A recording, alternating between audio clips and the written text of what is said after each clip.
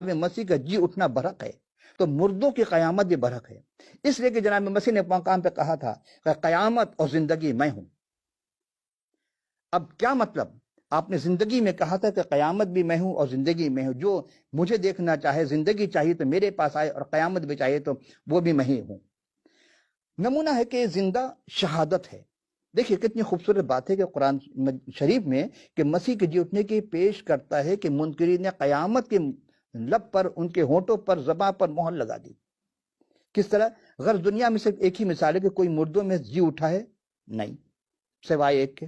اچھا، اور جی اٹھا ہے موت اور قبر پر اس نے فتح پائی ہو، ایک ہی ہستی۔ اب چونکہ ہم موت پر یقین نہیں کریں لیکن اس کے سماوی پر یقین کر رہے ہیں کہ ہاں ٹھیک ہے، متوفی کا بھی یقین نہیں کر رہے ہیں، تو جو قرآن کی کسی آیت کو اگر انکار کر دے گویا اس نے پورے قرآن کا انکار کر دیا۔ اس توحید، اس رسالت کو جو ماننے والا ہے بظاہر اس نے سب کا انکار کر دیا۔ یہی بات آپ کی خدمت میں پیش کرنا۔ اور اب دیکھیں غرض ہے کہ کیا کہ کوئی مردوں میں جی اٹھا؟ نہیں، سوائے ایک کے، جناب مسیح کے۔ اور پھر موت اور قبر اس کی فتح پہ، تو تمام انبیاء جتنے بھی آئے، انبیاء پر موت کا ڈنگ جو ہے وہ چل گیا، کوئی انکار نہیں کر سکتا، اور زیر زمین مدفون ہے، اور ان کی قبر موجود ہے۔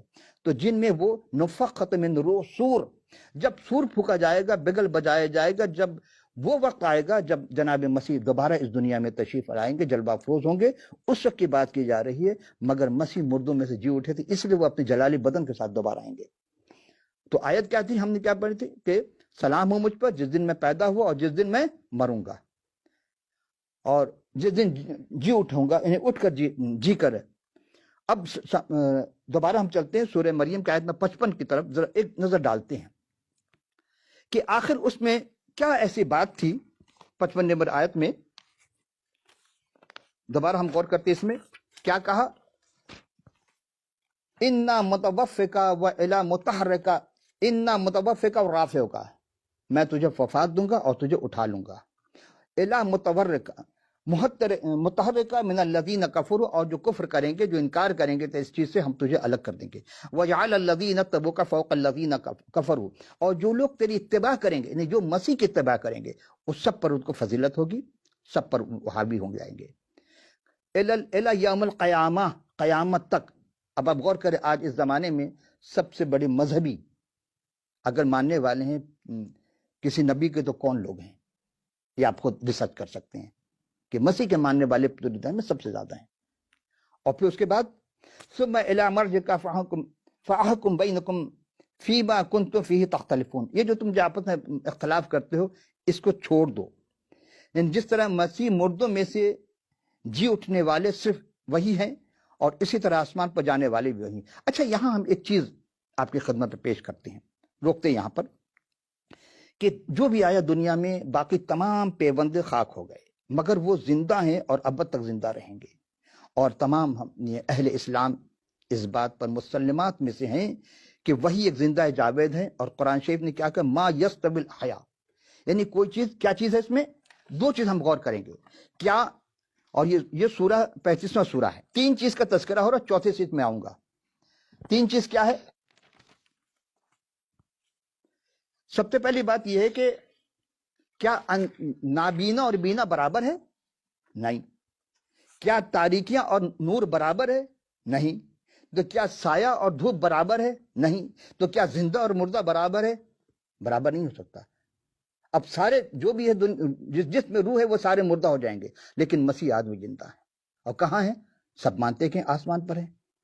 اب یہ پھر یہاں ہم دیکھتے ہیں اسی بات کو کہ سورہ بقرہ کی آیت نمبر 210 میں ہے کہ کیا اسی بات کے منتظر ہیں؟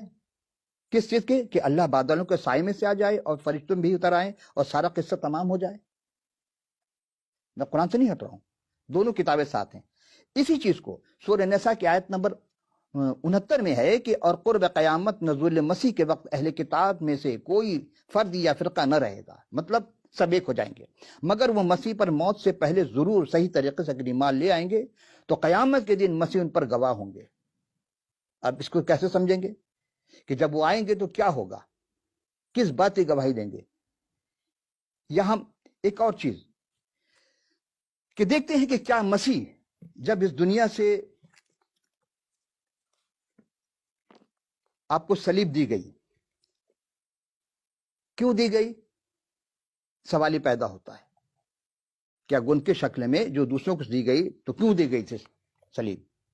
इसलिए कि मसीह ने उलूहियत के वो काम अंजाम दिए जो कोई नहीं कर सकता था। मुर्दा को कोई नहीं जिंदा कर सका, एक दिन का नहीं, बल्कि एक बच्ची मर गई थी जिसका हम पहले भी तस्करा कर चुके, वो घर में थी, 12 साल की बच्ची थी।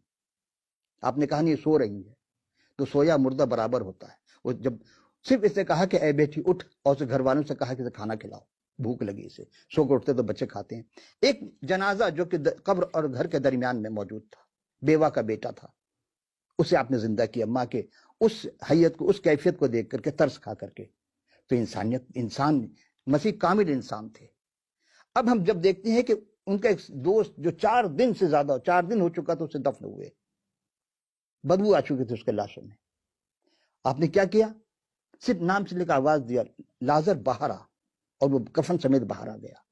तो इस कैफियत को देख करके कि ये कोई नहीं कर सकता, तो उस जमाने के फकीह फरीसी जो थे, उन्होंने कहा कि ये तो हमारे तो सब चीज बंद कर चुका, ये तो इस तरह मुर्दे जिंदा